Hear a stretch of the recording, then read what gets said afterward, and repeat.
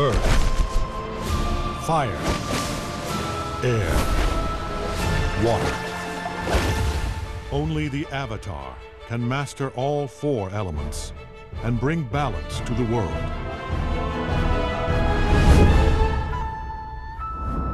What's up everyone, Darcblade here with my video review of The Legend of Korra video game.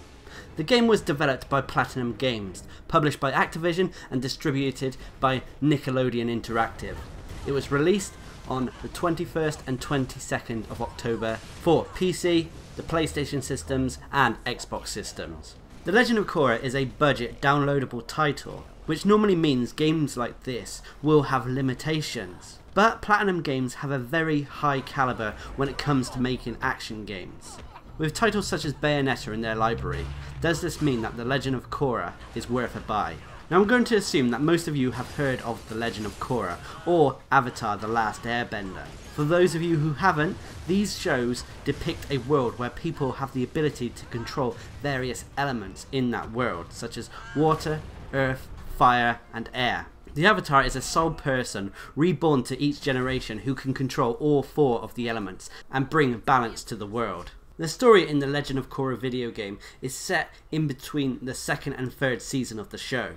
You play as Korra, who is confronted by chi blockers who nullify her bending powers. This serves as the first half of the game as you strive to get back your powers, and at the same time chase down a mysterious old man who has been using both benders and chi blockers to do his bidding. The old man in question is Hundan, an evil being who was trapped in the spirit world, but has been released thanks to Korra opening the spirit portals towards the end of the 2nd series. Now he is free again and is intent on chaos, as well as pursuing his grudge against Avatar Korra. Overall the story is okay, but feels a bit more like filler material. It's easily one of the weaker aspects of the game. The gameplay of The Legend of Korra is where the game is at its best. Although maybe not as in-depth as action games like Devil May Cry or Bayonetta, but still has a simple and fun aspect to it. You get to control 4 elements as you progress through the game.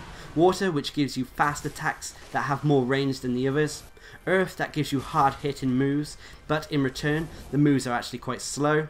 Fire gives you the fastest attacks in the game, and finally air, which gives you some nice area of effect moves, able to damage multiple foes around you. The action in the game is slightly slower than in some other action games, but it's enjoyable.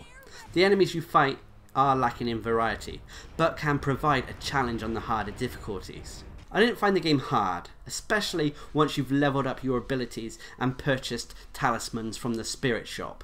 Once you have played through the game, you'll be able to tackle extreme mode as well as take on the pro bending mode, which is like a mini game based on the series Sporting League. While the game will take you only 4 to 6 hours depending on your playstyle, this can be extended with the pro bending mode and extreme difficulty. However, as a whole the game is quite short. Alas, there is no multiplayer in the game, but that's not a bad thing, but it would have been nice to see some multiplayer aspects to the pro bending mode. The presentation of The Legend of Korra is a mixed bag. While the cel shading of characters and animations look great, the levels can leave a lot to be desired, as they feel kind of bland and empty. The highlight of the presentation for me is the animation when it comes to the bending martial arts, as not only do the character animations look great, but the elemental effects look awesome. The cutscenes look like they have been taken right out of the show, but sometimes are a little bit too short and could be more fleshed out. The voice acting and music in the game are okay, but not outstanding. Overall, The Legend of Korra video game is not a bad package. It has its flaws, but you have to remember it is a budget title with a short development time. It may be lacking on almost every department when compared to AAA titles, but when you stop comparing it to AAA titles, then it's not actually a bad game. Its price tag will definitely put off some players, but if you're an Avatar fan, this game can definitely give you a small taste of what it's like to bend the elements.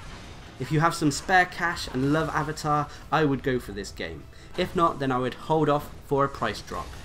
Anyway, I've been Darcblade bringing you my video review of The Legend of Korra video game. Hope you enjoyed the video, thanks for watching, subscribe and like for more.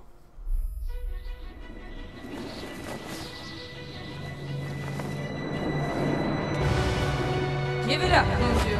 The Avatar is back.